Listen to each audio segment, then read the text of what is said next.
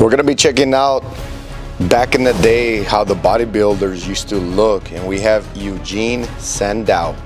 They call him the father of bodybuilding. Look at this. If you are new here to my channel, by the way, my name is Manny. Glad to have you. I am a certified personal trainer, and I created Manny's Fitness program in 2009. We do indoor bootcamp personal training and online coaching for weight loss, muscle building, and overall better health and performance. If you're not from around town, you can also join my online coaching, and we'll get you going. Other than that, if you're interested in joining, visit my website, mannysfitnessprogram.com. This was around 1901-ish, I believe, and steroids weren't nowhere around. And look at this, is natural. All right, right now we're in 2025, and it is insane how many types of steroids there's out there right now. There's so much SARMs, stem cells. We have TRT, HRT, and the steroid alone, PEDs. And everybody, including athletes, and that includes just normal people working out. The whole bodybuilding competition, when you go on stage like Mr. Olympia, it's 100% that you're on steroids. You have to. You won't be able to compete without steroids. There's also classic physique and all that, but all those are, they're all dabbling with something. 99% of them. So why? Because of competition. At the end of the day, we're continually trying to enhance ourselves better than the next person, and a lot of times people are taking risks in order to take that advantage. And the love of money is the root of all kinds of evil. A lot of money comes from winning competitions, having an audience, so on and so on. So a lot of fitness influencers nowadays are doing that, dabbling with steroids and PEDs in order to get that attention, because if you don't, you're not going to get attention. The standard, the level has been raised on how you should be looking to look awesome, aesthetic, built, right? But all that is not done just with regular exercise and diet. Even hardcore exercise. As for me, I continually do high intensive interval training. I do a lot of running. I do everything, free weights. I do you name it. And my diet is 80% good, 20% I still treat myself, so on and so on. I'm not going on to a competition. I just want to look good and feel good, right? More feel good, strength wise, without using anything. And look at the physiques right here. Look at how different they look. And now this is realistic right here. You can get to that, and that's still not unhealthy. The one on the right, too low of a body fat percentage is also bad for our testosterone. It's bad for our body functions all around, right? So on and so on. So this is a 8-minute 41-second video. Look at.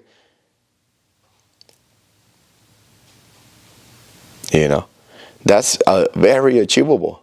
But like I said, we're getting so used to seeing somebody huge and aesthetic and cut and defined that we see something like that and we're like, oh, do you even work out? Right? And that requires a lot of work. Let's go to the beginning. What you're watching on your screen right now is one of the first films ever made. It was created by... Wow, look at that. Let me pause real quick and give a shout out to the video producer, Natty Life. Thank you for providing awesome content like this. This is hard to dig up. And here we have it right here. Eugen Sandow, one of the first bodybuilders ever to step on stage, from what I know. By Thomas Edison in 1894, and features Eugen Sandow showing off his impressive muscles. You see, we don't usually have video footage of people from this era, but Sandow's physique was so awe-inspiring that Edison considered him to be the perfect man and the ideal body. That's awesome. Thomas Edison considered him to be the ideal man, and I like his physique. he looks good. He looks really good. That's hard to achieve back in, he said like 1890s, right? It's very hard to achieve, you know, and you can achieve that. That is very achievable. And another thing we can talk about is genetics, but that is very achievable by the majority of us that want to work out hard. Some of us are going to take a little bit longer than others, but you can. You can always continually stick with your workout regimen. Make sure you're sleeping enough. Your nutrition is good enough. It doesn't have to be perfect. And you're continually just staying consistent, right? Consistency. It takes 10 times longer to build lean muscle tissue than to lose weight. And as you continually build lean muscle tissue, you raise your metabolism. Therefore, you end up losing weight actually a little bit faster once you have built your metabolism, overall strength, your calorie expenditure because of the new muscle that you have, so on and so on. Body to showcase in front of a camera. But who was Eugen Sandow? Let us explore the life of this legendary man and figure out how exactly he came to be the world's first bodybuilder. Sandow was born in 1867 in Prussia, in a city which is now called Kaliningrad. One of the most important events in Sandow's life happened at the young age of 10 when he visited Italy with his family.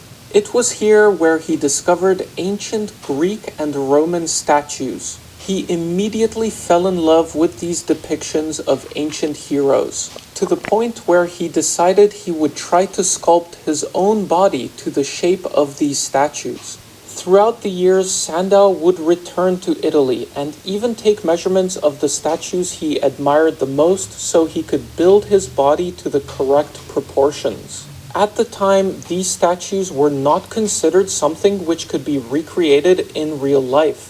They were thought to be nothing more than the imagination of an artist. But Sandow would prove them wrong, and it is this mentality which would fundamentally make Sandow a bodybuilder. That's awesome, right? That is amazing. Yeah, you can develop a muscle bigger than the rest, or making it pop, right? And just with eccentric, decentric exercises. Of course, the food plays a big part, rest, recovery, and all that. So it's a lot of work. Bodybuilding is a sport. It's very demanding, just like any other sport, to tell you the truth. It's just that very dangerous, very, very dangerous, because you're taking risks with your heart, your health, right? So it's just been blown out of proportion.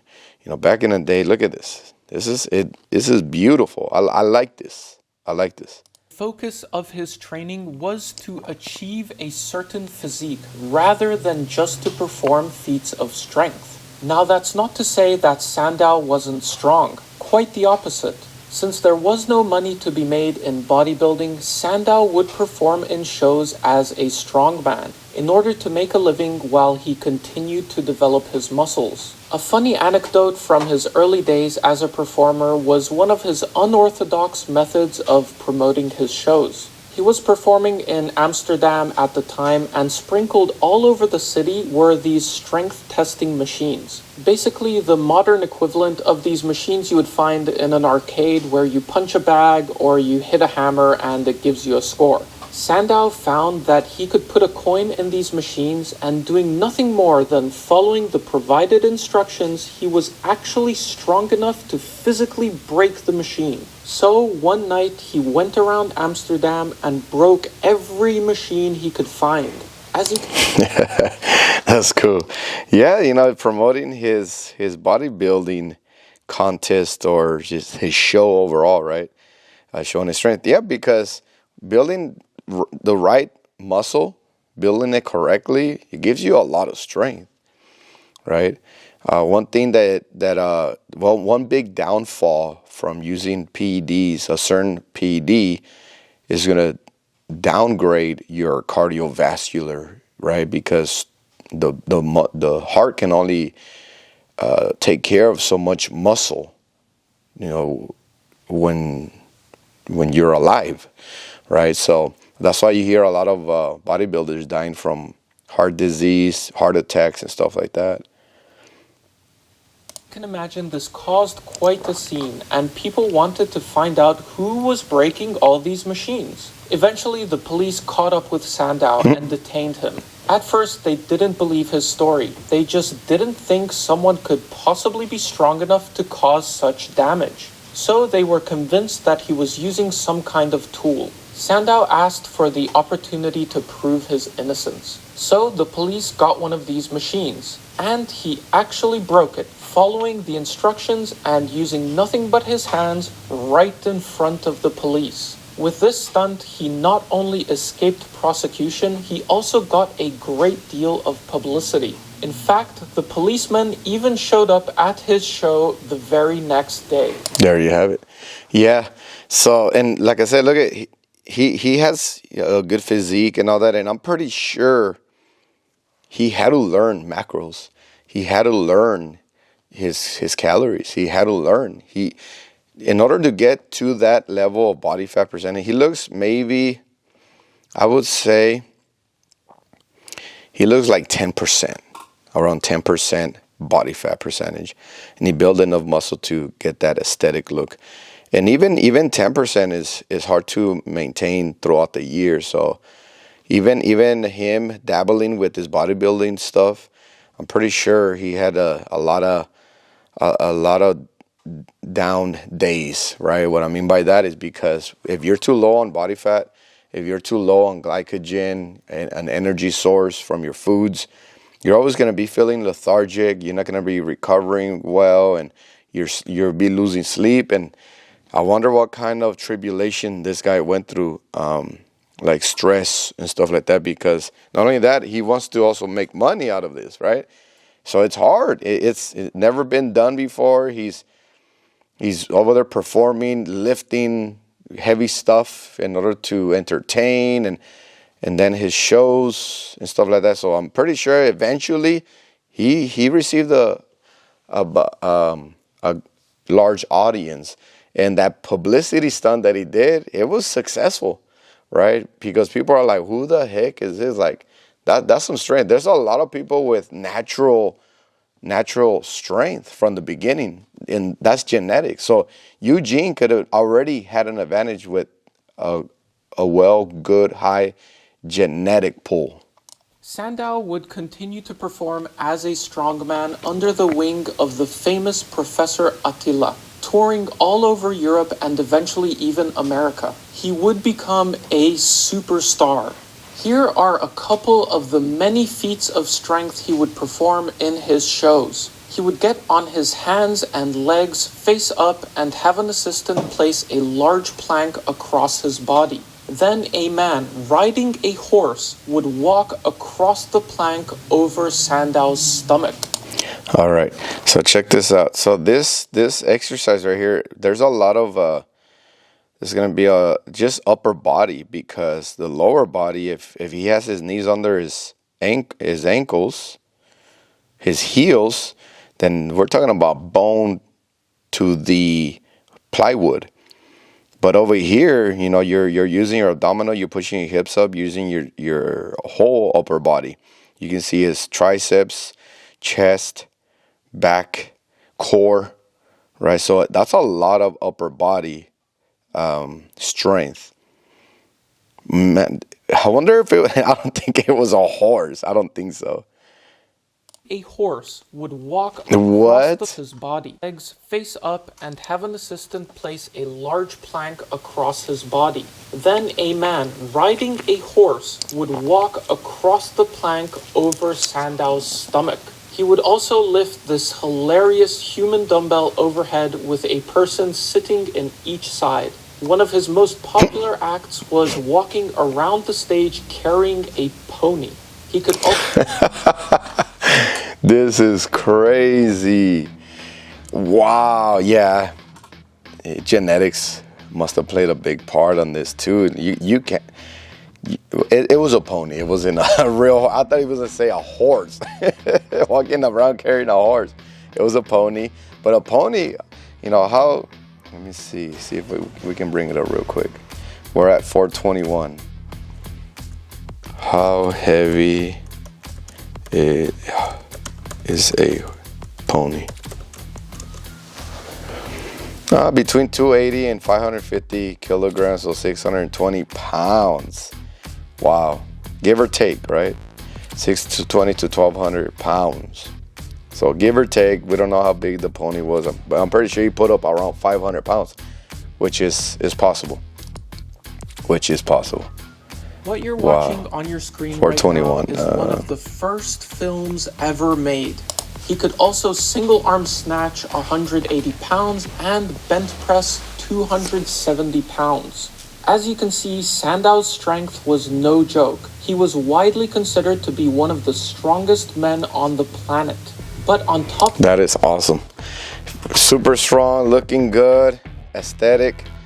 You know, that's the physique that everybody should be trying to achieve naturally, right? And it's possible. It's possible, especially, you know, there's gonna be, it varies. Your genetics is gonna vary on your age. It's gonna vary how long you've been training. So that, man, that's awesome. We're gonna be making part 2 depending on you. Hit the like button before you leave so I can make sure I make the videos that you like. And also leave me a comment, question, or concern down below. If you want to watch part 2, I'll go ahead and get on that ASAP. But I'm gonna be going into these whole old school bodybuilding videos, and you know, I'll give you my opinion on all this. If you are new here to my channel, by the way, my name is Manny. Glad to have you. I am a certified personal trainer, and I created Manny's Fitness program in 2009. We do indoor bootcamp personal training and online coaching for weight loss, muscle building, and overall better health and performance. If you're not from around town, you can also join my online coaching, and we'll get you going. Other than that, if you're interested in joining, visit my website, mannysfitnessprogram.com. Hope I hear from you. You guys take care, be safe, stay motivated.